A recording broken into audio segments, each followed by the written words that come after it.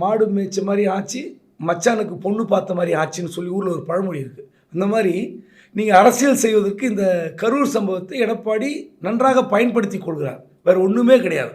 நீங்கள் திமுகவை திட்டணும், அது அதிமுகவுடைய உயர்ந்த உச்சபட்ச நோக்கம். வேறு என்ன இருக்குது அதிமுகவுக்கு? வேறு ஒன்றுமே கிடையாது. திமுகவை எப்படியாவது இந்த சம்பவத்தில் திட்ட வேண்டியிருக்கும், அல்லது இந்த அரசாங்கத்துக்கு எதிராக பேச வேண்டியிருக்கும். இது ரெண்டு தவிர அதிமுகவுக்கு வேறு நோக்கம் இல்லை. சரி, திமுக திட்டும்போது நீங்கள் விஜய் கட்சிக்கு ஒரு பாராட்டு பத்திரம் அல்ல, விஜய் கட்சியை கொஞ்சம் சேஃபர் ஜோனில் வச்சுக்கிற சாஃப்டாக ஹேண்டில் பண்ணுறது. இதை தவிர எடப்பாடிக்கு ஒரு வாய்ப்பு இல்லை. அதை அழகாக பண்ணிட்டார்.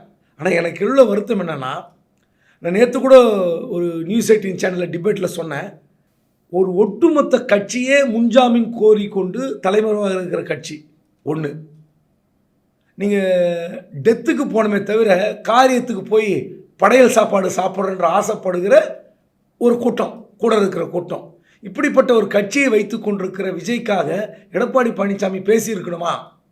நீங்கள் போலீஸை குறை சொல்லுங்கள், கலெக்டரை குறை சொல்லுங்கள், இல்லை தமிழ்நாடு போலீஸ் சரியாக செயல்படல, குறைந்தபட்சம் கரூர் எஸ்பியை மாற்றுங்கள், கரூர் கலெக்டரை மாற்றுங்கள் அப்படின்னு சொல்லிட்டு கடந்து போயிடணும்.